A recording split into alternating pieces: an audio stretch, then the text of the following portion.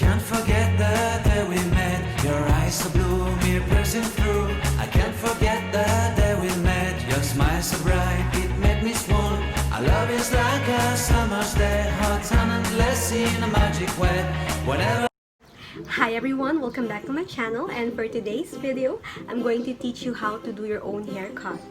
Yes, that is right, because I know how you feel, girls out there, na sobrang bored na tayo sa texture ng hair natin since we are quarantined for almost 3 months, close yung mga establishments, yung salons, parlors, kaya there's no way for us to have a haircut, kaya tinitiis natin to, yung dulo ng hair natin, di ba, parang we have dull ends, split ends, nagda-dry na siya because of the weather natin, which is summer, mainit. Tapos yung mga nilalagay sa hair like shampoos, conditioner, treatments, spray, halo-halo na, or gel. Kaya masyadong yung texture ng hair hindi maganda. Kaya kailangan na siyang i-trim since nga close yung establishment. Hindi natin nagagawa yun, kaya sobrang irritable na tayo. And since it's end of May and it's June already tomorrow, let's have a fresh start. Let's have a new haircut, and I'm going to teach you how to do it. Watch out and see what will happen to my hair. Ito po, magugupit po ako ng aking buhok. As you can see, napakahaba ng hair ko. Ayan, haba niya na. Babawasan ko siya ng mga 2 inches lang kasi I'm not used to sobrang iksing hair. So, kaya 2 inches lang.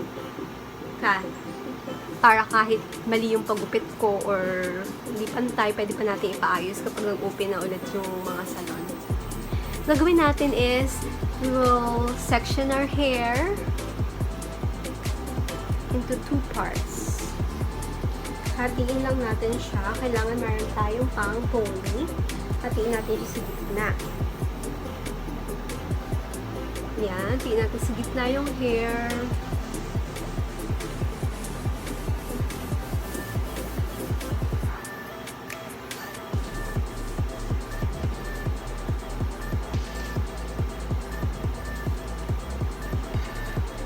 The next one,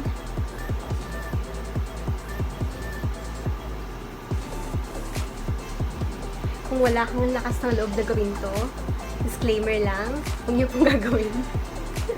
Kasi, parang kinakabahan nga ako. Pero okay lang kasi 2 inches lang naman. Tsaka, syempre, humahaba naman yung hair natin everyday. Diba? Kaya, ayun. Tapos, ayan lang po, i-ano natin kung gaano kahaba yung ating igugupit. Siguro mga ganito. Ang haba. Mga 2 inches lang sa akin. Yung dulo lang. Kasi medyo ano na yung dulo niya. Hindi na maganda yung texture. Ayan. So, kailangan pantay. Pitin ko na siya.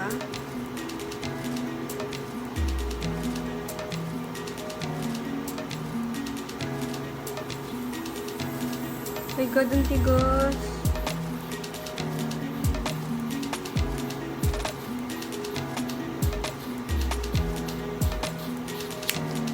OMG!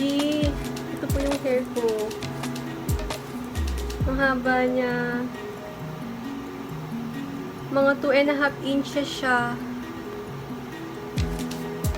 Nakabahan ako. And then, sa kabila,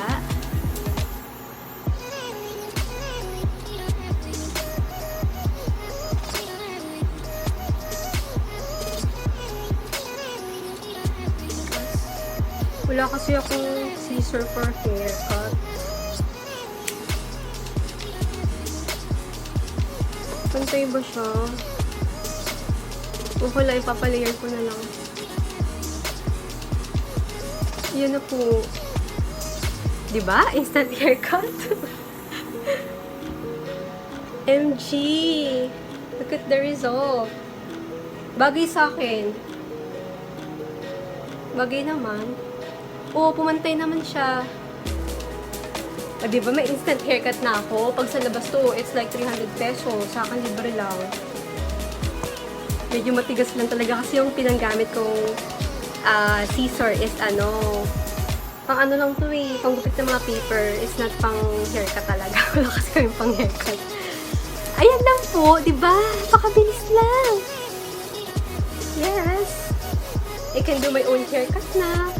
Kaya lang, hindi pwede sa iba. Baka sabunutan ako ng ibang tao. For myself only. Diba? Ganda. I'm so satisfied with my own haircut. Okay, so since we're done with the haircut, let's do some finishing touches. Kasi parang may seriously papantayin ko siya.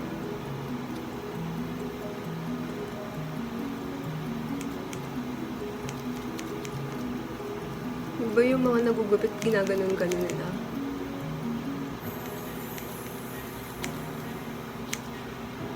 Ang ganda siya ng result niya kasi may pagka-layered.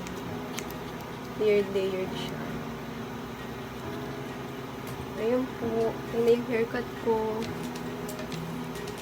Ito po yung nagupit ko. Ang haba. Diba? Hindi siya masyadong makita. Tingnan ko nga. Ay, glass.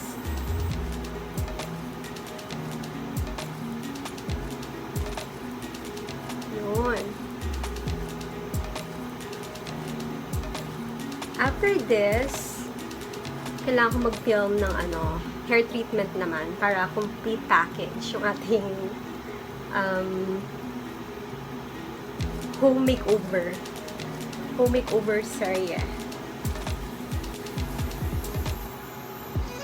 Diba guys, pantay naman siya. Pantay naman eh. Comment down below kung pantay ba siya o hindi. Kasi parang pantay naman. Tingnan natin sa likod. Hindi ko makita yung likod eh. Pantay ba?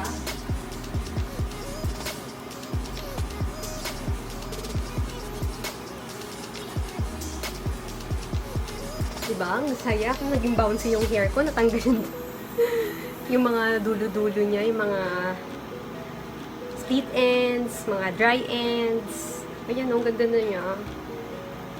Gumanda yung ends ng hair ko. Natanggal yung mga dull tip ng hair. Parang hindi na kailangan mag-treatment eh. Pero I'll show you my hair treatment na gagawin ko later. It's organic, homemade treatment. And tingnan natin yung likod half. Okay. I'll check. Okay ba? Can you say? Guys, nakita ko yung haircut ko sa likod at hindi siya pantay. But it's okay kasi yun talaga ang gusto kong ma-achieve, which is V-shape. Ayoko kasi masyadong flat. Yung parang pag ganon. I don't like that style. Kasi parang akong pag ganon mo parang nakabelo eh. Parang madring nakabelo kapag super flat. Kaya I like it. It's V-shape. Thank you so much for watching my video. See you again next time. Bye! Your eyes are blue, me piercing through. I can't forget the day we met. Your smile